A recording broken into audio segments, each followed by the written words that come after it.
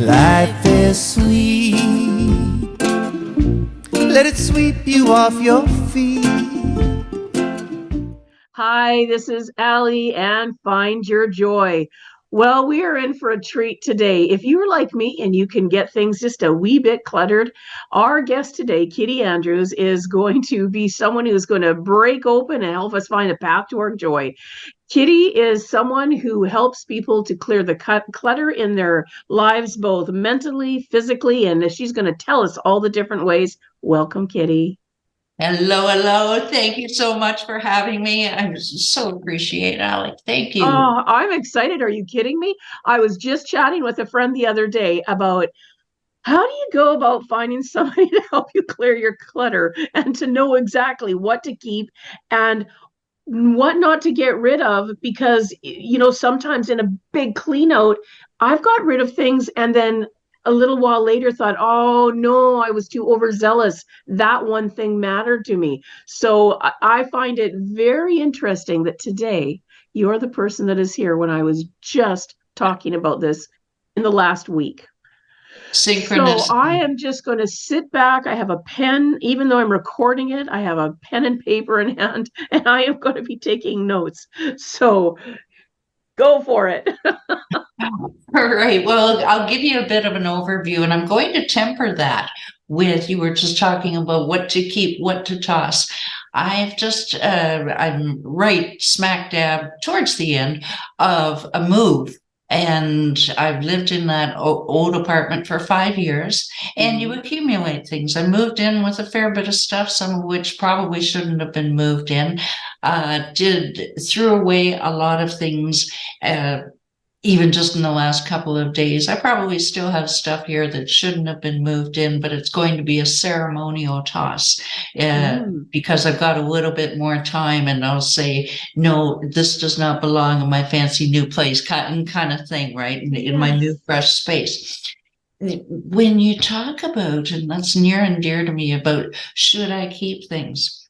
I had a friend who's also a client helping, she was doing the cleaning. And part of this move, and this move is representative of moving out of a space. And you can apply this to all 5 pillars of your life, by the way, and we'll talk about that briefly.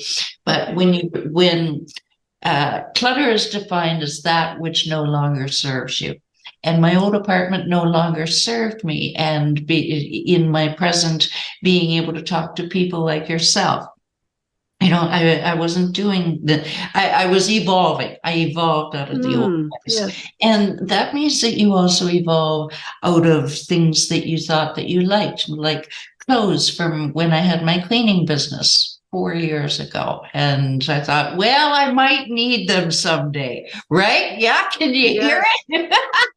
Can I get an amen? Yeah. Or, I mean, I'm ashamed to say, but they were expensive bath mats when I got them. But my friend said, Kitti, bid them farewell. Okay, they've done their service. Yes. But I mean, it's hard to get brown. Kitti, just throw it away, please. Yes, Okay. yes. And there was a lot of that happening yesterday. And you just have to realize, is it fitting my new life? And in a pinch, this is what I often recommend is, and this came from a client who did move across country from Washington State to Minnesota. And she said, do I want to cart this in my U-Haul trailer and unpack it at the other end? And that can be a really good litmus test. It's my favorite litmus test, actually. Would I cart this across country if it's no, no, no? Well, you know what to do. But and you want to have a keep, a toss, and a maybe pile. Now, many or quote organizers disagree with me on that. That no, it's got to be black or white. Well, I don't think that life is black or white. Right. And I did have, well, my maybe pile is I know which ones are the maybe. They're in the boxes, and I threw them in. Okay, it's probably a no, but it's not taking up that much space. I took very little maybe with me, but make Right. sure that you give yourself that out. Why? Would you like to know the why I do it that way? Absolutely. Saves mental energy. Now, don't forget that every time you declutter, like my sessions with my clients are 50 minutes, 50 minutes. Mm-hmm. Plus 10 minutes wind down. You've got a little bit on either end. And the Right. reason for that is decision fatigue.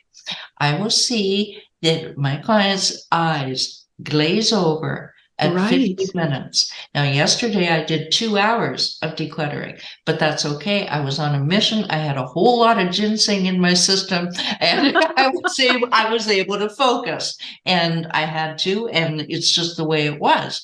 But I would never advise anybody else to try to do that. Because decision fatigue starts to hit, and that battery at the top of your phone, and then you're watching it go, meow. Yes. Yes. That's a All great right. reminder. If you have that maybe pile, rather than agonize over that photo or that shirt or what have you, then okay, we'll put it in the maybe and we'll deal with it with fresh eyes in the next session or the next day, which is actually even better to sleep on it. But Right. it gives you that out. Now, if the maybe pile starts to be hitting the ceiling, well, then you're going to have to deal with it. But Right. Take a look at that then. yeah, Yes. Right. most times it's going to be yes or no. Does Right. that help? Does that answer your It question? absolutely does, because I can say myself, there's been a few times I have tossed out things and I'm going to say exactly what and I didn't have that language for it, but decision fatigue.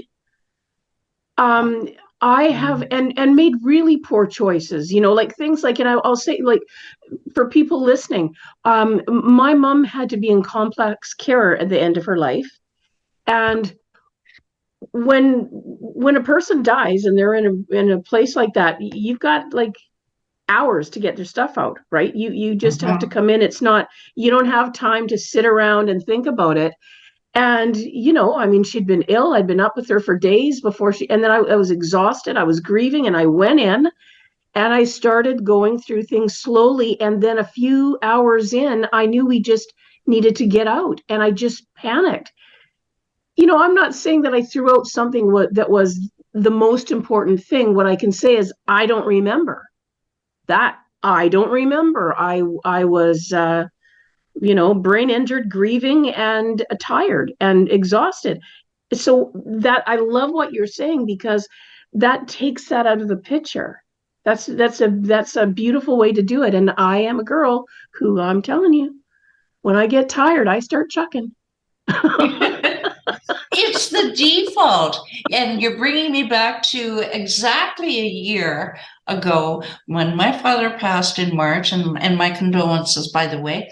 Oh, thanks. And he had way too much stuff that he'd moved into the new, he just, anyway, we're not going to go there. But Yeah. I was angry that he had, so I had the emotions. I was angry that he hadn't looked after himself better. And well, he was 84, but still, Yeah. his little girl was angry that he That's hadn't right. looked. It's I And Your I mom and started, dad's your mom and dad. It doesn't matter how old I am or they are. It's gone is gone, and it's hard. yeah, and you're going through this stuff, and everything just starts to well up. And Mm, yeah, there's a dish set that I wish I hadn't sent to the Goodwill, right. but you just get tired, and sometimes you have no choice. You're under the gun time wise, and it is what it is. But if you do have the luxury of time to start Mm, doing it a little bit before, then I advise that. Full disclosure, I didn't do very much beforehand, and sometimes you just can't work. right. right?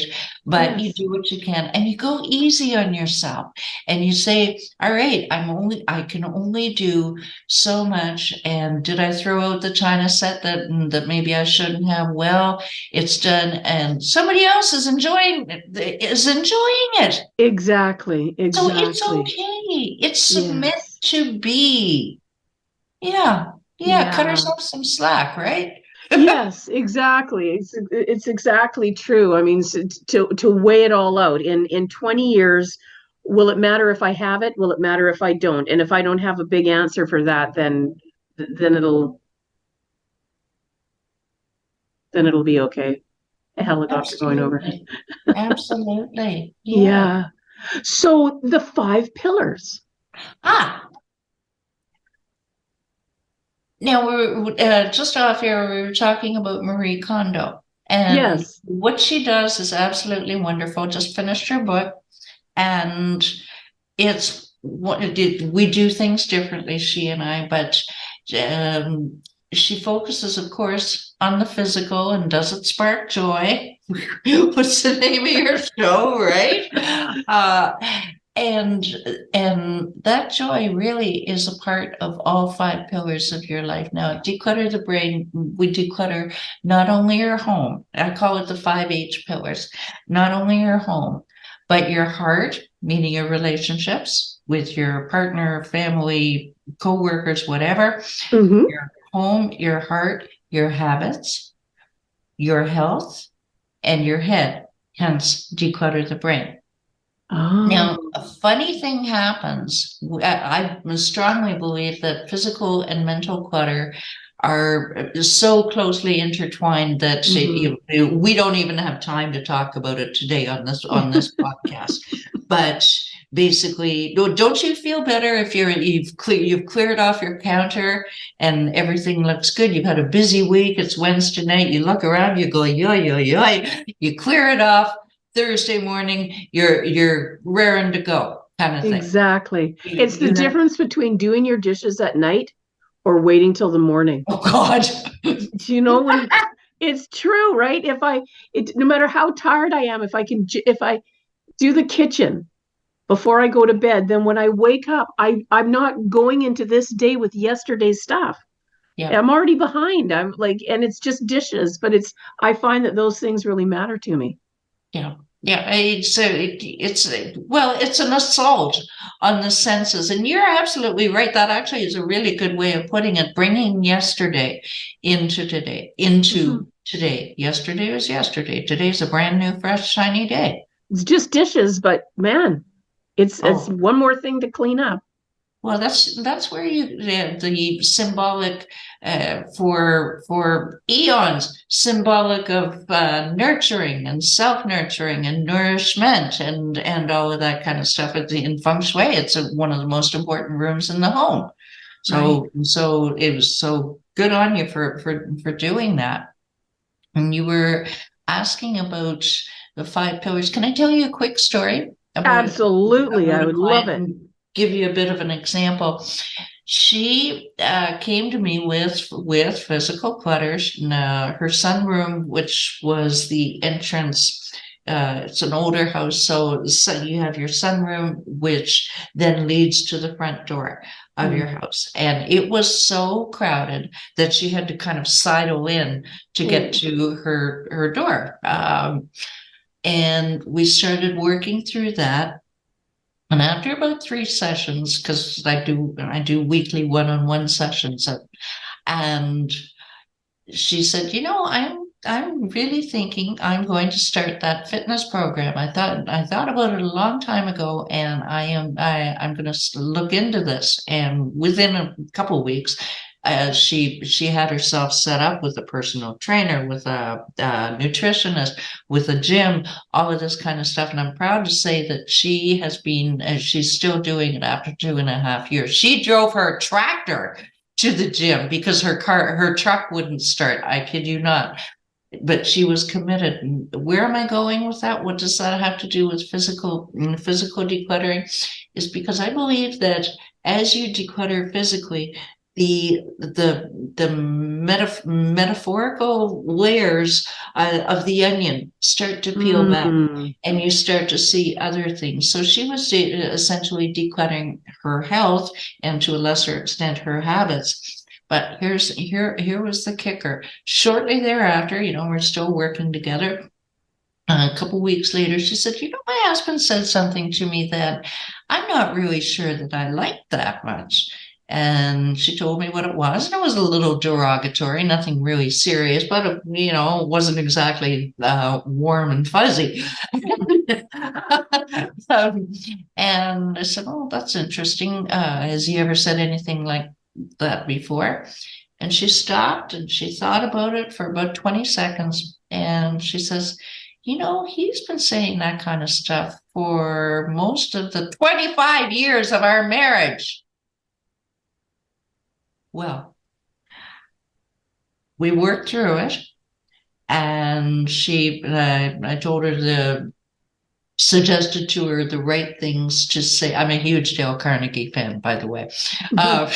She suggested to her the right ways to approach what the gentleman was saying. And I'm proud to say that she is one of 3 marriages that I've been credited with saving, with keeping together. Beautiful. So sometimes we're saying things and we don't even realize that that how they might land on another person. And sometimes it only takes communication to fix that. Absolutely. And you may not even see that because see whatever the underlying surroundings, because the physical clutter is in the way. Now, I know this sounds kind of woo-woo, but it has worked so many times that even recently a woman was she was dreading. She had just moved into her new home. Her mother was coming to visit, and she was just dreading it because her mother is kind of like let me help. It's my house. I'm 40 years old. Right.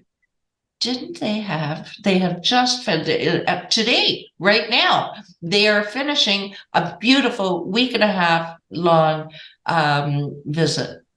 Oh, and enjoying it. Yes, because somehow this lady, when she got confident in her decluttering over the move, which is what she hired me for, and she got confident, and I think that confidence portrayed through to her mother, and her mother reacted in kind, thank goodness, that, oh, my little girl's kind of grown up here. Yes. And let's work together. So decluttering has a lot of side benefits that are really unseen. Well, it absolutely makes sense. I mean, clutter we know now, right? The connection between a trauma-informed life and clutter. We know now that just any time that when things are cluttered around us, it's hard to think. It's hard to do anything. And it just makes sense to me. And for whatever reason, people tend to connect shame to their clutter. And that's that I'm sure that, I'm going to guess, shouldn't say I'm sure, but would you find that that's been your experience? 99% of the time. Yeah. So just once in a while. Yeah. You feel that you should be able to, I should be able to keep everything clean. I'm a decluttering coach. My place should be I'm in the middle of a move, but everything should be looking perfect. Now, come on, knock it off. Right? Right. But there is a certain level of shame that, many times people in a family, one of my own family members and a current client have both experienced, I can't get the super in to make repairs because he's going to take one look and maybe he's going to affect me. Maybe, what is he going to say about me?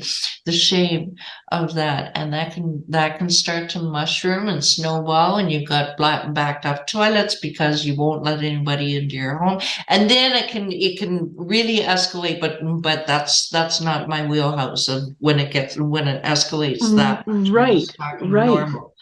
But yes, the effect on your self-esteem is absolutely huge. Yes. Yeah. Well, I think I could just, we could go on and on all day, and I wish that we could, and here we are, and it's the end, and I'm like, oh my gosh, there's so much more I want to find out.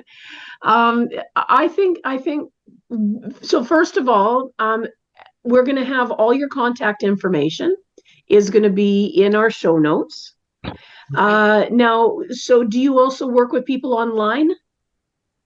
As a matter of fact, wow. See, classic ADHD here. I know what I do, but I forget to tell others. I only work online. That's Oh, all I beautiful. do. I do not go into people's homes. For 4 years, I have done it virtually, and the beauty of that is it's was described by a realtor friend of mine as being a less intrusive, more focused way to get rid of 30 years of stuff. Why focused? Less intrusive, Because you're more just focused. you're just in the one room. You don't have to clean for the cleaning lady. You Yes. eliminate that shame. You're only focusing on that room. And less intrusive, of course. You again don't have to clean for the cleaning lady. You're still going to be embarrassed as you shine your iPhone camera or your laptop on your mess, because we've got to work through it together. Right. But you don't have to feel like, oh my God, the person's going to run away or they're going to judge me. All right. So yes, it's all online, and it Oh, works that's wonderful. wonderfully. Okay, well, so for those listening, wherever you are, you can get a hold of Kitti, and she can help you to clear the clutter and calm the chaos in your life. Yay, I said it this time without falling over my tongue. It was wonderful. Well, Kitti, thank you so much. Thank you so much for being here today. I learned a lot. I hope the listeners did too. I'm sure they did. And I'm inspired. I'm inspired to go to when you have that one junk drawer, and then sometimes a room becomes the junk room. And that's been what's been going on lately. So I have my junk drawer has become a junk room. And so I'm inspired. And I hope others are too. Kitti, thank you so much. Thank you so much for being here today. It was awesome. And well, I'm looking forward to it. Who knows? Maybe we'll meet again. Maybe there'll be a part 2 of this along the way sometime. That would be great. I sure hope so. This was a real pleasure, Allie. Thanks for having me. Thank you so much. And this is Allie saying bye for now. Go and find your joy. Thanks so much for joining me today. If you found a piece of your joy in this episode, I would love to hear about what came up for you so that we can continue to grow the impact of this show. Thanks again. See you soon. And remember, find your joy.